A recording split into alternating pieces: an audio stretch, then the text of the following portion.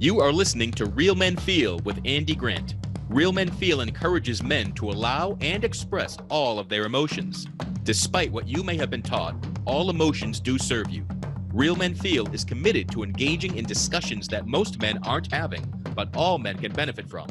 All links mentioned in each episode are in the show notes found on the blog at realmenfeel.org. Now, let's get to it. Hello, and welcome to another edition of Real Men Feel. This is your host, Andy Grant. I'm not sure if the world has ever been in a more chaotic place than it is these days, between the global pandemic of COVID-19 and global protesting around racism and police brutality. There can really be a big lure in escapism and hiding out and getting drunk and high. So there's really been no better time than today for today's guest. How convenient is that? Enton Barefoot is my guest today. Enton is an author, drug and alcohol counselor, and recovering addict. Welcome to the show, Enton. Yeah, thank you, Andy. Nice to be on the show. Awesome. So first I want to ask about your name. I for years I write screenplays for fun, and I always like collecting new, unique names. So I've never heard of your first name or your last name, but this is not a made up name. This is not a pseudonym. No, yeah. Unfortunately not. So is Barefoot at all a common name in the UK? Not really. No. Pardon me. I think there is a couple of Barefoots in America somewhere. I'm sure, because when you look at you do a search to say of my surname, and I'm sure there was maybe a guy that came up, popped up somewhere. Oh. That was many years ago. So to go back to my name, Barefoot. When I was at school, people used to think I was a Red Indian. So right. They thought I was Red Indian descent. So my nickname at school was Chief.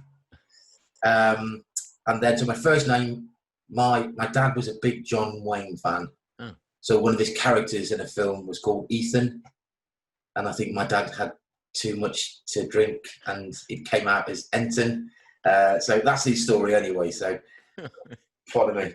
Yeah, so I'm lumped with that name now. Cool. So you're here to talk about your book, Laid Bare, which is an autobiography.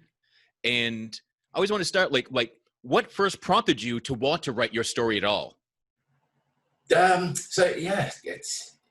Everybody seems to ask me that question, and it's really. It started off when I was homeless. So when I was I managed to get by a tent, and I'd managed to get myself in a position where I could read. So to like when you got pitch black, when the darkness is outside you, and you're trying to settle down for the night, I right across the middle of the bar in your tent, I'd have flashlights going down so I could read. And I started reading people's autobiographies, and I started doing a lot more reading because it helped me sleep better as well. And I started reading people's books in the field, reading books about recovery and about addiction and their stories. So I've been lucky enough to have my book endorsed by Russell Brand. So I read his story, and I read a book called Street Cat Named Bob as well. And it was a combination with them two. And I thought, although good books, I just thought, I think there's a story. I think my story is worth writing down at least. And then fast forward, I was homeless for about just under 4 months, and then I got lucky. I got on board with a homeless charity, and it then gave me the structure of going back to normal, trying to live a normal life again. And I just started writing, just stories that I remember doing, and just things how I felt, and so just memorizing of how good times were, but how bad they really were. And I gave it to the chief executive of the charity I was on board with, and he'd read these snippets of stories, and I never expected him to read it there and then. And he came back within 10-15 minutes and said, "Have you got any more?" And I was like, "No, I've just started writing." And he went, "Well, would you give me more?" I said, "Yeah, if you want to." He says, "Yeah, I'd like to." And so it gave me that confidence. Just then was that small feedback. And I thought, okay, I'll go away and I'll write down. And it just becomes a process of just writing. There's no structure. So it's writing, writing, and writing. So that's pretty much how it became about, really. So at that point, you're homeless and you start writing a story. Were you already in recovery at this point, or were you still dealing with your active addiction? So my story starts with my recovery being on the street. So the minute I hit the street was that night, that first night when you have nothing. There is no family, there is no friends, there is no money, there is nothing. I had nothing left. And that night was probably the worst night I've ever experienced. And all the emotion came out. So just the tears, just everything came out. And when I managed to get about 3 or 4 hours sleep, thinking back now, and I woke up in the morning, and that's when I decided, right, I am never going to drink again. And that day was the goal was not to drink in that day, and I achieved that. So that gave me a sense, just that 1%, maybe 2% of sense of achievement.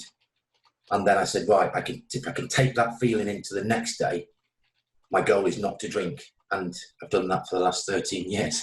Wow. So you didn't end up in a program, in a rehab. It was your rock bottom was kind of hitting the streets, and you decided enough. Yeah. Wow. Once everything's gone, so I can't make a phone call to go and stay with a friend. I can't make a phone call to go back and stay with my parents for a night. I can't make any phone calls, because when I haven't got a phone, and see what all relationships are broken down. It's just me and what I thought was my love for alcohol and drugs. It's just this relationship. And then it all came out. I think that was it was never many times I thought about, do I need to go out and get some help? Am I struggling? And before that moment, years, you go back in many years, and you do have lots of times you think, because it's, I've done, like I've written in my book, and I'm happy to share it with you, because it needs to be shared with to understand I was a different person than I am now. I was horrible. I was nasty. I was just not a very nice person to be around. It just caused people's a lot of chaos, and then you don't believe that you have a problem. So this chaos came with me as this, like I speak it as a Tasmanian devil, but the cartoon, and it just goes whoa, whoa, whoa. And it caused that destruction, and then you have to stop. And thinking back, I had thoughts of going to get help, but then I thought that I would be it made me feel worthless if I did, because then that's admitting that I have a problem, and I didn't want to admit I had a problem there. So does that make sense? Yeah. And unfortunately, it does. But at that chaotic times, were you aware of the chaos, or was it only in hindsight? I think sometimes you're aware when you're high on, when alcohol has played its part, when cocaine has played its part, when ecstasy has played its part. It's only the following day when your body is like saying, okay, it's my turn now, because you put me through hell, and I'm going to put you through hell now. So what the hangovers, as we call it, the withdrawals, and all those things that come after, you realize that you don't remember what you've caused, but you have some knowledge that something's gone wrong. But I don't want to think about it, so I'll just go and find another drink. I'll just go. I won't worry about it, because that's not my problem. I'm just going to go and do what I want to do. Do you understand? Does that make sense? Yeah. So how old were you when you started to drink and to use? So it's the opposite for me, because the first time I drank alcohol was at 15, and it was a terrible experience, an absolutely terrible experience. And the saying, I'm never going to drink again.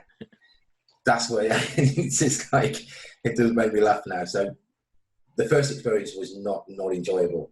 It's only when I went through loss. So I kind of I moved away, so broken up, which I'll go talk to you about as well. So the loss of my first girlfriend, my first love, we all know how that feels. To have somebody to love you for the first time in your life, somebody's going to take a chance and love you. When that's gone, that was a real heartbreaker. And then I kind of I got away for a bit, because I'm from a little country called Wales, which is probably a place that your audience is probably not, some of them have probably heard of. So my dad was from England. So I went to stay with my family there. And it's only so I had this freedom where I could start a new life. I think I enjoyed what the drug alcohol gave you in the first instance. So the relationship was how it's supposed to be, a pastime. You can go and have a few drinks after work. You can have a few drinks after sport, playing sport. You can go and have a few drinks after having a meal. So it just became a proper relationship. But it's only when my insecurities were still there, I never dealt with them.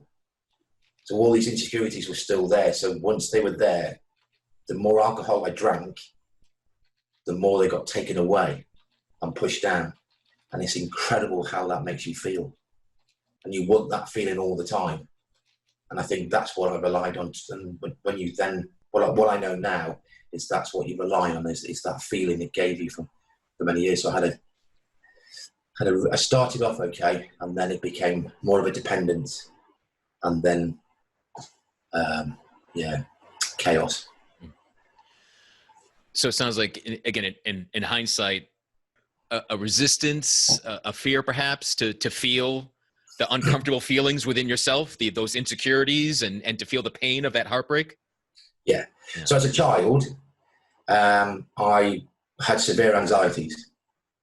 So I was afraid of the dark. I was afraid of spiders. I was afraid of being beaten up. Physical harm was. I wasn't strong enough. Didn't feel strong enough. So physical harm was a major one, because I'd always the expression when your heart is in your stomach. So when you see something that's like you feel that it's not right, and these people are coming, and you think people are coming after you, it's like just straight up in my stomach, and it's just like really hard to get to push it away. I was afraid of I was claustrophobic, so I was afraid of small spaces. So all these fears were just there. And I can't thank my mum and dad enough, because they tried their best to understand what was going on. But I never went to see a child psychologist as the provisions are today, where you can go and seek help for these things. But it's only when I started playing sport that I was able to push them away, not to feel afraid.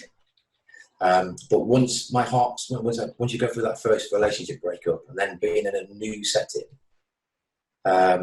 although I'm beginning to form new relationships with other people, the nerves are always when you first walk into a restaurant or a nightclub, or somewhere where you go, where a party, a house party, or a party that's in a nightclub, they rise up.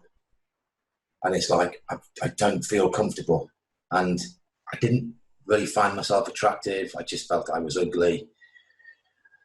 I just had a lot of things going off in there, which I thought came from my heart, which I thought was true. And alcohol just took that all away from me. And yeah, it just really had this relationship with alcohol that just, in effect, it became my best friend.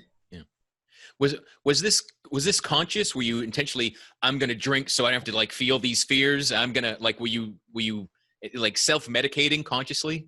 It starts off unconscious, because you know the feeling's there, but you don't know the alcohol is going to work. So you kind of just keep your distance from people. And then once you have a sociable environment where you're drinking, it works unconsciously first, because I didn't know what alcohol was doing to me. All I knew was that it's like, the butterflies are gone. I don't feel afraid of you guys anymore. In fact, I feel incredible. And then he becomes conscious. And then he says, right, okay, so if I drink this amount, I don't have to worry anymore, because now I've found my best friend. He can have this liquid, this pint, this liquid, this can be this big, that big, or that big. It can help you so much. And I think that it became consciously and later on. Yeah. So it sounds like for a period, alcohol was serving you to keep your fears and your insecurities at bay. And it sounds like you're in a new place, you're making new relationships, you're holding down a job. There was a period that you would say you were a functional alcoholic. Is that the term? Yes. Yeah. You become, what happens, what you don't realize is that recognizing that alcohol can help me take my insecurities away. So on a normal day, I can't turn around and say to people, I'm going to feel nervous today. I'm going to have panic attacks today. It doesn't work like that. See, when you wake up, you go about your day. It's the environment you're around. So I'd wake up on a normal day, go to work. Now, work environment is okay, because it's work. You just have to do your job.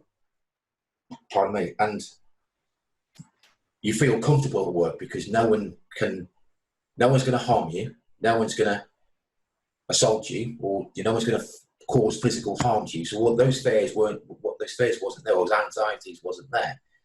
It's when I came away from work on my own, there was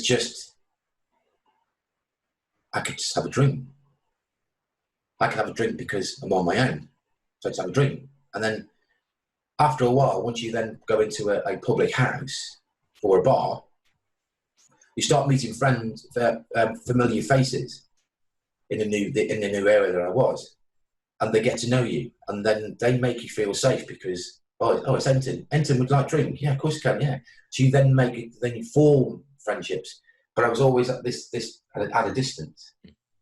But as soon as then the alcohol would kick in, it was just then I was fine, because it's me, alcohol, and we have this wonderful relationship we're always going to have. So I hope that answered your question. So then what was the descent from this, right? It's serving a purpose. It seems to be helping you. Things are going okay, to you end up on the streets. Yeah. It's what I know is it's what I learned, be it when I went to university and studied drug and alcohol counselling. The first thing you recognise is, and you learn, is that your body becomes tolerant to any type of drug that you put in its body. So if I went out on a normal evening, at my worst, it would be severe. Drinking would be quite high. So leading up to that, instead of having 2 pints, 4 pints, or 5, 6, 7, 8, and 9, 10, if you have, because my body's used to the drug, it is now telling me it needs double to have the same effect. So instead of going out on a Monday, Tuesday after work, I would go out Monday, Tuesday, Wednesday, and then Thursday, because my body is telling me that, 1, I'm craving for the drug, and 2, my tolerance has gone higher. So over the years, I ended up drinking 7 days a week, and then there's no filter. So it doesn't say to me, like, you could turn around and say to me, Enton, I'll come down and see you tonight, I'll have a couple of drinks with you, then I'm going home, I've got things to do. I couldn't understand why people could do that, because it had to be, well, I'm here all night. So it's the tolerance, and then becomes dependent. So, which I didn't know, and so the levels of alcohol being consuming, as the years and months and years go on, you have to drinking more to get the same effect. But in that drinking more, it's heavily drinking. And then, which has kind of put me on giving the right opportunity now to bring in cocaine. Once you get to that level where you're drinking loads of alcohol, you start to fade. So the drug kicks in because alcohol is a depressant. And then somebody had somebody had said to me one night, "This drug will keep you drinking if you want to give it a go." And I was like, and there was never a second thought. So, and I got introduced to cocaine, and then that was just another level. Then, and I could drink to levels where, if I'm honest, I should have lost my life a long time ago. But somehow I'm still on this planet. But the levels of drinking then it was out of control. So it becomes like Thursday drinking, and then I don't turn up for work, and I turn up for work in a real state. So they send me home on the Friday. What's the first thing I do when I go home? I don't go sleep. I just get a shower and I go back out, and then it's just that. I think it's just not the chaos of it all, but I think it's just the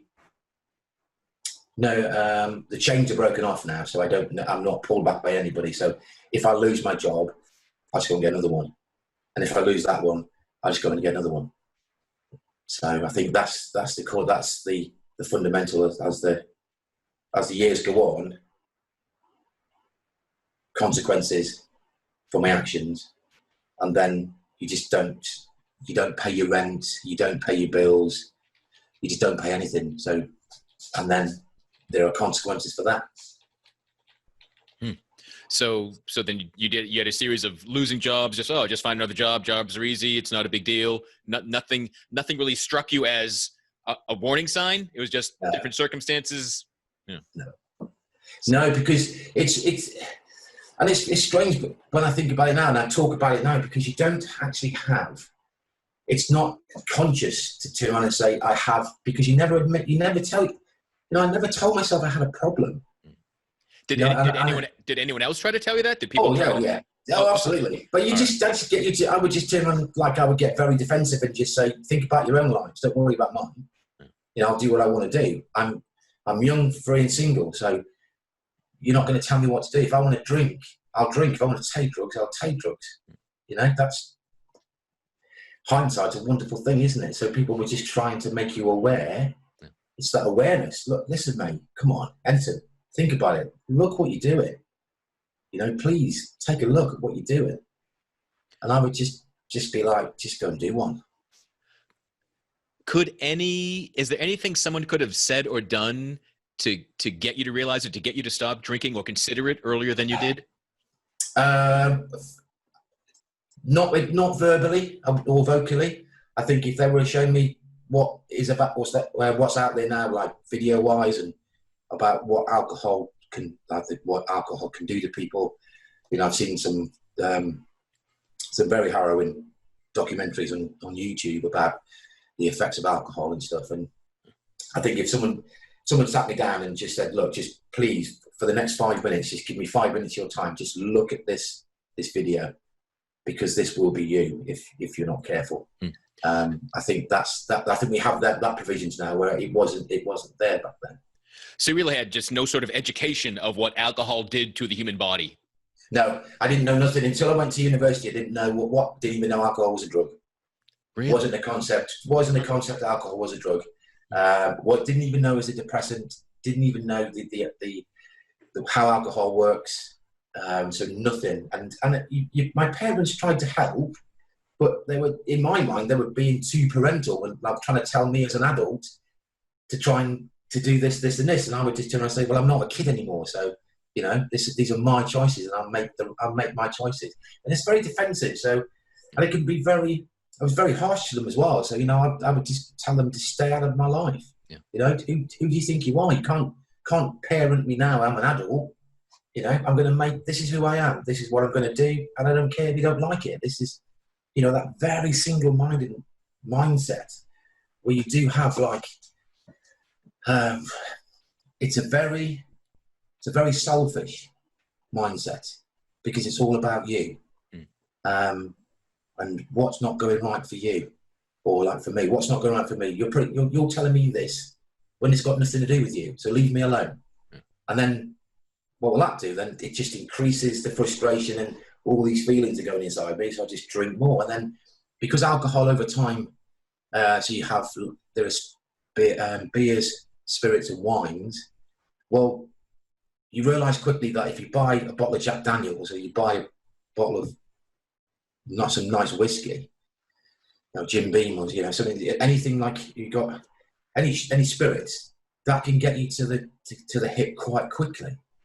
But then before you know it, you're having this much, then you're having this much, then it becomes 3 fingers, and then it becomes a bottle, and you're still sober, you're still alive, you're still standing, and then you just think, and then I didn't even think that I had a problem, because I just thought I was a big drinker. People told me, having that relationships with associates that know you, they just thought, blimey, you can drink, Billy.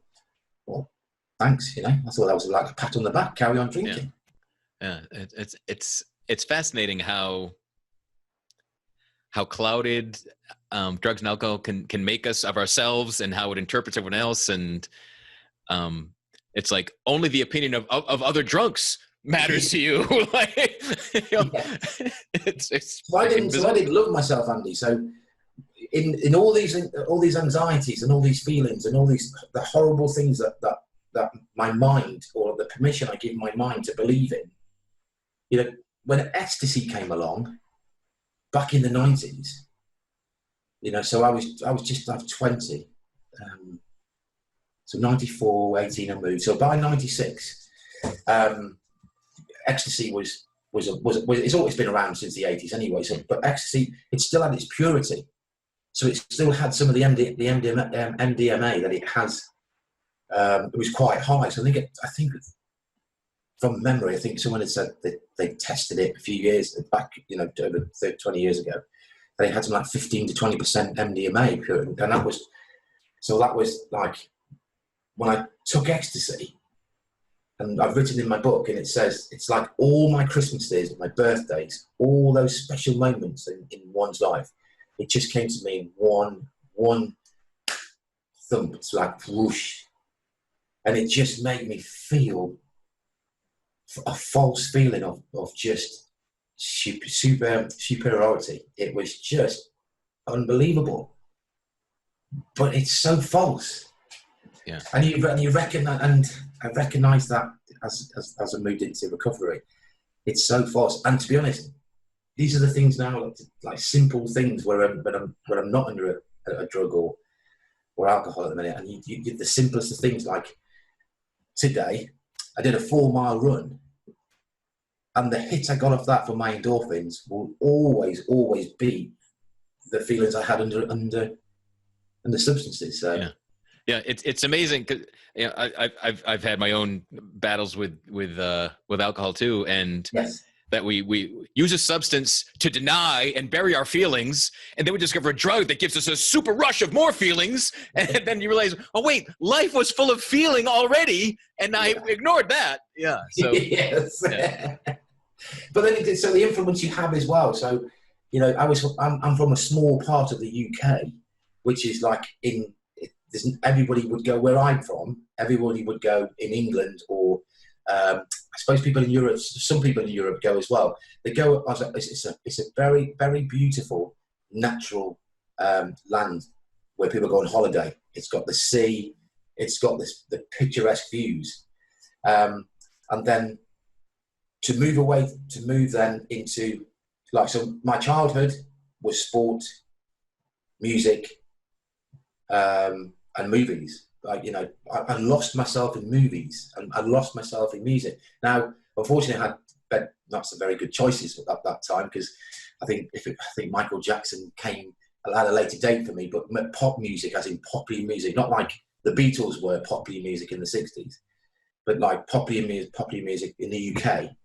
We had the 80s, and I've written in my book as well, because we have the 80s, which was a decadent era of like who had the best hairspray and stuff like that. And then you go into the 90s. So as I moved away, what coincided for me as well, because my identity wasn't formed and I didn't know who I was and I didn't believe in who I wanted to be. Like, have you heard of a band called Oasis? Yeah. So when I arrived in Leicestershire, Oasis had just not long after released Definitely Maybe. And for me, am I allowed to swear on your program? Sure. So I was a scared shitless kid, which I wrote in my book. And then to have those feelings at 18, and then to see Liam Gallagher come onto the stage and tell you what he was going to do from the beginning, how he was going to go and do it, how he was in the best band in the world, and how he was just going to have it. And then you look up and it's like, I'm 18 years of age, and like this guy, it just blew my mind. And I just thought, I just want to be him. He's whatever he's got, I want it. And then that became my love affair with music. And if it wasn't for Oasis, I wouldn't have been able to go back and look at Metallica and Motorhead, and you've got all the heavy rock, and then you've got the glam rock, and you've got I call it stadium rock with Bon Jovi and Kiss, and music. So I fell in love with music because my dad gave me Motown and Northern Soul. My mum was she liked more like stylistics and Four Tops and stuff like that. So, but then having my own identity with this British indie, like Brit pop as they call it, so that identity was being formed for me then. So I kind of, the tribe then became, I became involved in the tribe musically, because I didn't know who I was. But this guy, he just came up and he just like, yeah, and I'm going to have some of that. So, and that's what I did. I just went, I love being Liam Gallagher. I love being a Liam Gallagher wannabe. I love that rock star persona. I was going to take drugs. I was going to drink, and we was going to have everything's going to be a party. It's just going to be, fun. It's never going to end. It's going to be so good. And then what I realised is that I like Liam Gallagher now, but I'm not him. I'm who I am, and I'm never going to be him. And it's like I'm always going to be me, and it's the version, whatever version I want me to be, it has to come first. But music, I'm sure, music plays a massive, massive part in people's lives, and it's played a part in mine. Because then, by the time I hit 24, 25, I'd made a decision that as soon as the Doors came my way, and that's in my book as well, so as soon as the Doors dropped into, and it was the right time as well, I just wanted then the next level. So here's Liam, and then you got Jim Morrison, who is like just oozes sex appeal. He's such just, they say a rock god, but he just was so good looking. He had his image was just like, he's just so gorgeous, and he had a voice, and he was going to say, he wanted to do what he wanted to do, and I wanted to do that. I wanted to die in a bath. My decision, I was going to make that decision just to drink hard, just party hard all the time, go home, sit and run a bath, just get in and go away and be gone. So at some point, the chaos really became internalized, and you were using drugs and alcohol as kind of a prolonged suicide attempt. Yeah. And was that conscious? Yes, so it was a choice. Like I said, it's really a choice. So when we look at the early 90s, like going to 18 to 22, 23, those years for me were pivotal because it gave me an opportunity then to look at music differently. Because I as a child, I didn't understand why would people go out and buy a leather jacket and why would they listen to a destructive music? Like what's this Metallica all about? Who are Metallica? They just make noise. So it's like, couldn't understand it. And then, so those pivotal years, but then I had the opportunity, like you probably knew about them years before I did, but I had that luxury of going back and having that drawn. So Metallica could come in my way. So Guns N' Roses come in my way. And all these new, like Nirvana come in my way. Jimi Hendrix, all this music, this rock music, it's just enlightening. But then as soon as I got, like I said, as soon as Jim Morrison came on the scene, it was very conscious to say, right, this is how I'm going out. This is my destiny. I believed that this is what my destiny was. I am going to hit it hard. I'm going to go to parties. I'm going to buy the best drugs. I'm going to buy the best everything. And I'm going to end it just like Jim Morrison said, because his famous words was, something that I can't remember specifically, but it says, have you ever done anything? Have you done good in your life to base a movie on, or something like that. So it's kind of one of them lines he says. And I was like, no, but I can make my own movie. And I just thought, it was very conscious, this is going to happen. And I made this, and just the funny thing was, I'd been out to Europe with some new friends. We'd been out on holiday. And that was on my 24th birthday. And it was there I decided, that's why I know it's conscious, because I made the decision when I was sober. Bit hungover from the night before. And because we were fancy free, so 2 weeks away, we'd all worked hard. We were looking forward to this holiday. There was going to be girls there was going to be sun, there was going to be sea, it was just going to be the best 2 weeks of my life. And it turned out to be a very good 2 weeks. But I knew it was conscious, because that's the moment I woke up and just said, do you know what? It's time to take it to the next level. And you didn't really get drugs out in that place. So I went to Spain and they didn't really have, I didn't go out, I didn't seek it, because the Guardia police, they're not like any other police. They will beat you up and put you in jail, and there's nothing you can do about it. So yes, it was very conscious. And there was sounds like this very glamorized image of drinking yourself to death, and the debauchery and the self-destruction was somehow attractive and impressive to you.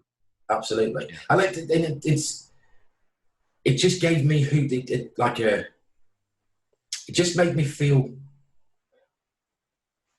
it's like cathartic. So it was just, I fell in love with the Doors so much that all the persona of the Doors as a group, but then realised that Jim Morrison was more than just the band. I bought loads of poetry by him, as much as poetry as I could read by him, and it just put me on another level where being conscious of all those decisions after that. It just gave me permission just to go and do it. But the strangest thing about it as well, I tried so hard, but I still woke up the next day, and then the consequences of that was that I urinated blood, my stomach cramps. I had some very, very severe stomach cramps. I've written in my book and said most times I would wake up and I actually soiled my bed many, many times. And still, those are not signals for me to go and say, do you know what? I'm peeing and it's red, and it's like that's not right in any world, and it's like, or any forum, or it's like, and then you dismiss it. So I dismiss it and go, do you know, it's just maybe I've got a urine infection. Well, you don't get a urine infection by peeing out blood, but.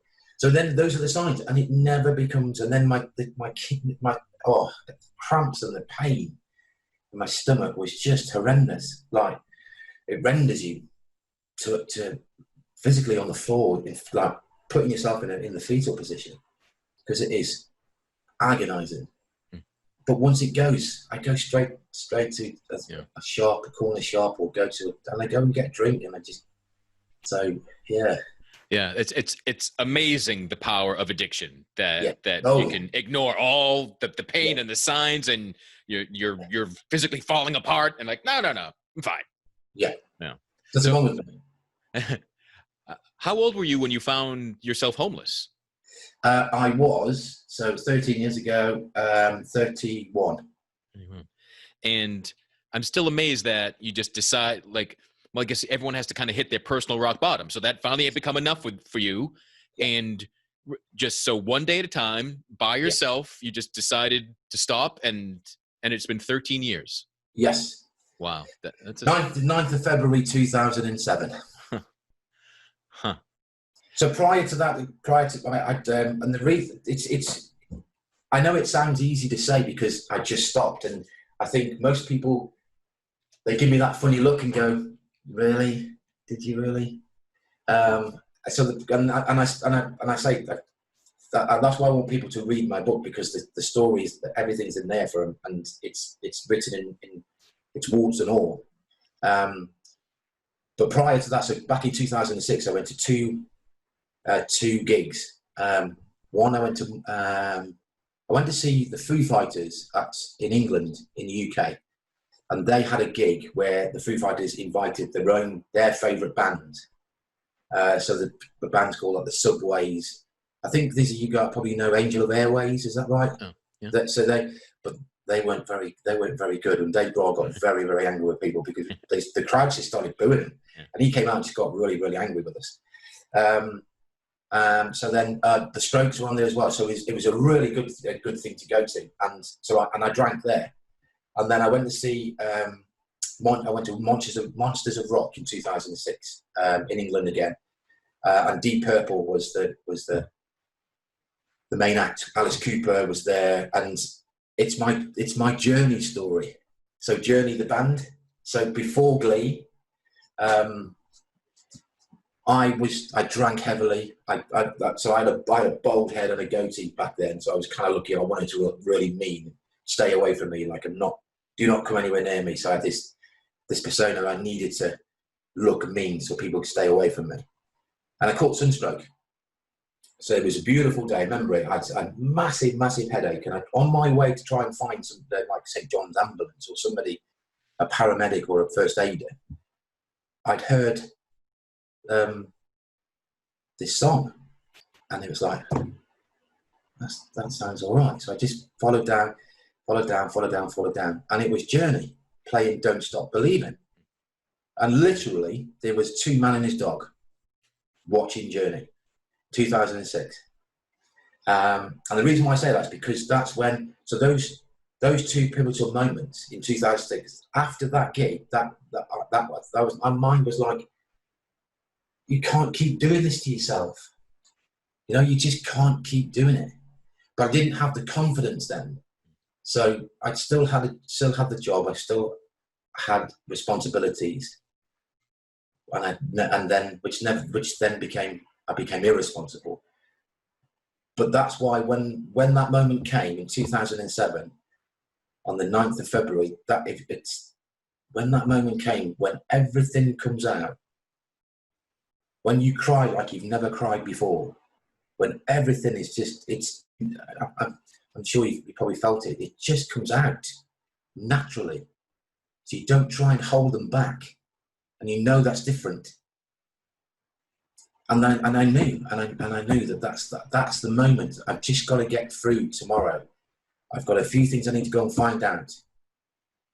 If I don't drink in that day, I can then take that positive and just get that feeling back, what it's like not to have a drink for one day. Get that feeling. How does that feel? And then take that feeling, not the outcome, take the feeling into the following day. And that's what I had to do most days. And don't get me wrong, you know, I've written in my book as well, there's no, I'm not trying to say there was hard times. It was so much easier. You know, little Enton devil here, Enton angel here. You know, this one, he was just like, it was like, come on, think about it. You don't want to go. You don't want that life. You just stick with us. Stick where you are. Keep drinking. Just keep it, because take everything away from you. You know, take everything away. And then it's that inner chatter, isn't it? It's that just, and I never allowed it to win.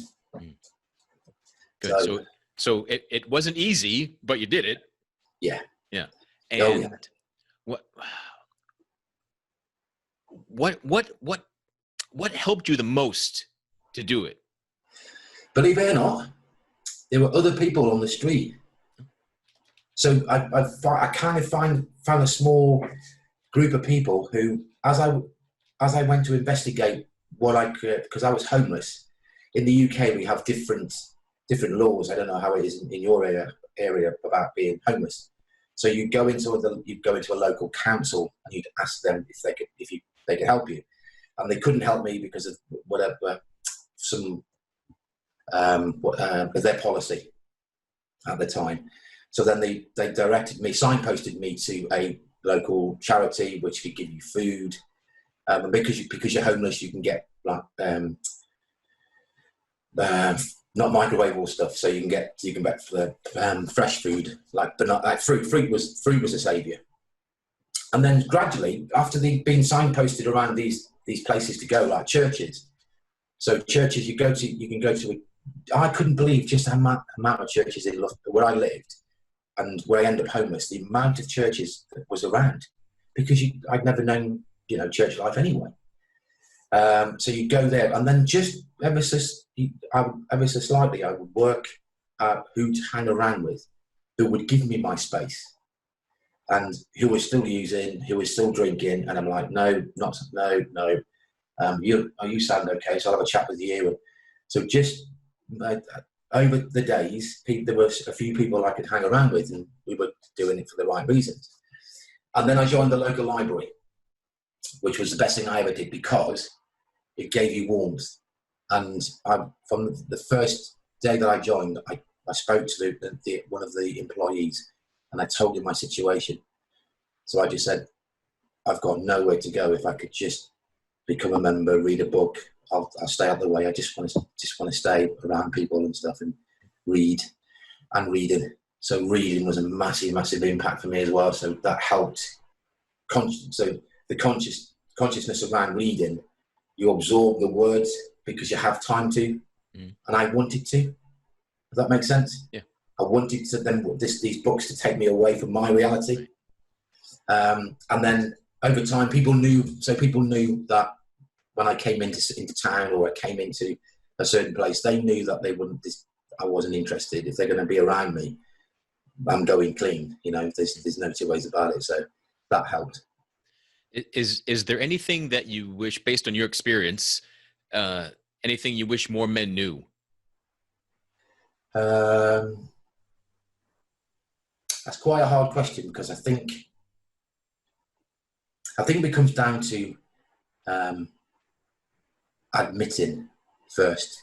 It's admitting that you do have a problem, and I think then if you know that, if that sinks in, you could then make the conscious choice to go and seek more help. So at the time when I was homeless, because I was a single man and I had no responsibilities, like I didn't have any children with me at the time. My son was with his mum, obviously, because we'd broken up, and that relationship had perished. So I think when you're on your own, you have to make this. It's that. Do you go through that door and carry on, or do you go through that door and just persevere? So I think I probably not answered the question very well, but I think it's just more to do with the fact that whatever knowledge that you have, what help is there, admitting to yourself first will always be the confidence that you need to seek more help. And I think, because we're all different in our stories, and I think we all have these stories, like millions of us around the world, but we all come together because we've all been through a journey, and we've all got our different stories to tell in that journey. So cool. I don't know if that's answered your question. Good. So you've been clean and sober 13 years. Yeah. Your autobiography, Laid Bare, is out. Yes. You got great. Russell Brand says it's an astonishing story. You serve Change and Salvation is always available. That you're an emblem of hope. So with all that, I want to know what you're looking forward to. Oh wow, what am I looking forward to? I think just getting the opportunity to come on shows like yourself, like your show, and just have an opportunity not to talk about my book and my journey, of course, but I think it's more to talk about that, like just having the opportunity to speak and having an opportunity to listen to other people's stories as well, so we can relate to what's needed to make the next right choice. So coming on like shows like yours, and then the chances to go on other shows, it's just the opportunity to give more education as well. I've purposely kept out my mental health issues because I wanted to talk about it, and I know I've got a chance to talk about it now because it kind of puts it in right. But I tried to kill myself twice, so 2 suicide attempts. The first one should have worked, and this. Well, I want to interrupt that and say no, it shouldn't have worked. Yes. Right. Okay. It didn't work. Yes, of course. Yeah. It's at the time. If you thought it might have worked. Yes. By the way, okay. My mum was a she's a very inquisitive lady at the time. So I was just before, not long to, I was 18, so I kind of moved. So I'd moved into my dad's area and been with my grandparents at that time. So I kind of was feeling not feeling right. And I just felt, I felt down. And my mum was she kind of knew that something was wrong. But by then, I think the tablets had been in my system, and I don't remember it. So I just remember waking up in hospital. And then second time was when you do have like severe, the alcohol, the drug, the depressants, I was so depressed, and it was very hard to stop myself from injuring myself, because I wanted the pain to go away. But leading up to that, you have these kind of feelings that am I better off dead? And then you believe that. You give yourself the permission to believe that, and that's quite scary. And then having to go and speak to a doctor or a physician or clinician and just say, I'm not doing well. And I think that's an opportunity to talk about that as well. So I think that gives you first-hand experience. I'm sure many of your guests and people that you know have had this or going through this, and we want them to stop there and then and just this is the best tool. What's in there? This is your best tool, just to let it all out. Yeah, I've often said that silence kills men. Yes, and oftentimes the bravest thing you can do is ask for help. Yeah, absolutely. And it doesn't mean you're weak at all. It means you're freaking strong. Like you learn. It takes strength to do that. That's your strongest time, is saying help. Yeah, right? Yeah. I remember being in unemployment, and we call it like it was in your world, it'd be unemployment establishment. So I remember being in there. I was dishevelled, had this dishevelled look, had this long coat. I don't know how I got it. And I don't know, I was trying to work out the other day, I was telling a friend of mine, and I was saying to him, I don't know how I got this jacket, but it's just it was a real shocking jacket. And I had to go and declare myself unemployed. And I had a bottle of pills with me, and I just put them in my pocket. And I just thought, I've given myself just enough time to walk to this place to see, are we going to do it today? Are we going to end my life today? Let's then walk. And I just wanted to get out in fresh air and just give myself that opportunity, I think, not to do it. But when I got to the establishment, there was a guy, and it's fate, because this guy I was meant to meet this guy without a shadow of doubt. And I do believe that now. He just came in, took a look at me and went, are you okay? I said, not really, but I'm supposed to sign on today or declare myself unemployed. And he said, do you have anything sharp with you, or do you have any pills or anything with you? Because you don't look well at all. And I for some reason, I just went, yeah, I've got these, without even knowing it. And he went, if you just sit there, I'll be back in 1 minute. And the manager came over and he said, I think we have a duty of care to let the police know that you are not a well man. And the minute the police came and took me away and they sectioned me under the Mental Health Act, that's when this became my best tool. I asked for help. Cool. Wow, I'm so glad that I'm meeting. Like I say, this now. I'm glad I'm meeting the real Enton. Yes. You're such an open, engaging person, and I know your book is and will continue to connect and give people hope and share that possibility, and that everybody has the choice to choose life, to and the beauty of life and all the feelings of life, and not numb it, not try to hide from it. So what's the best way people can discover more about you and where they can find the book? How can people track you down? Yes, so my website is www.therealbarefoot.co.uk. My book is available on Amazon, so Amazon US, Amazon UK, It's so there's a Kindle edition as well. I'm on social media. If everyone puts Enton Barefoot in, they'll spell my name correctly, they'll find me. So yeah, I'm available there.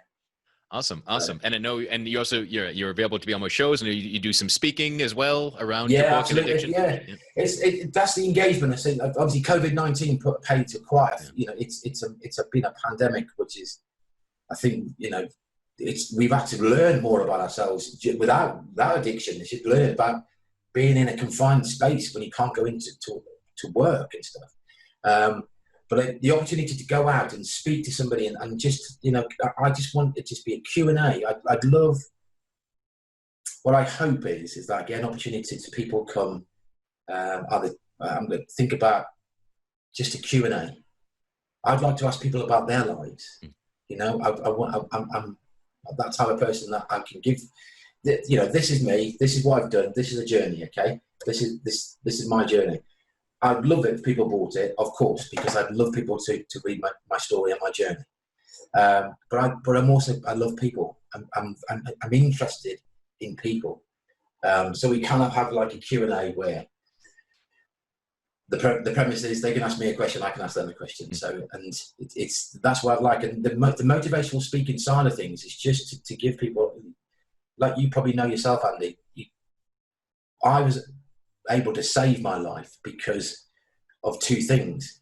One, I asked for help, and two, I wanted to receive that help to live a new life. So it's a new dawn in as I go forward, but also to speak about the dangers, and there will be, if 20 people turn up, there can be one person who knows one person or another person that's going through these issues.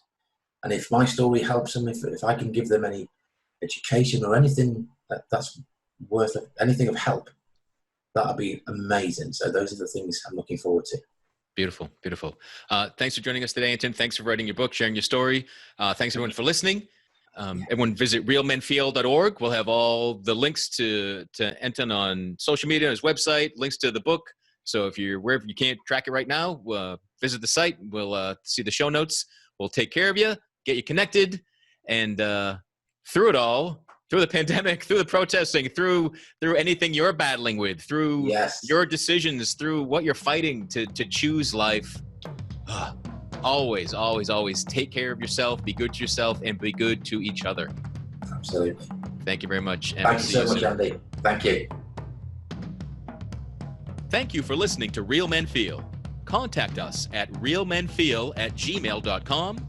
Learn more about Andy Grant at theandygrant.com. Please subscribe to this podcast and leave a review on Apple Podcasts, Google Play, Spotify, TuneIn, or wherever you are discovering Real Men Feel.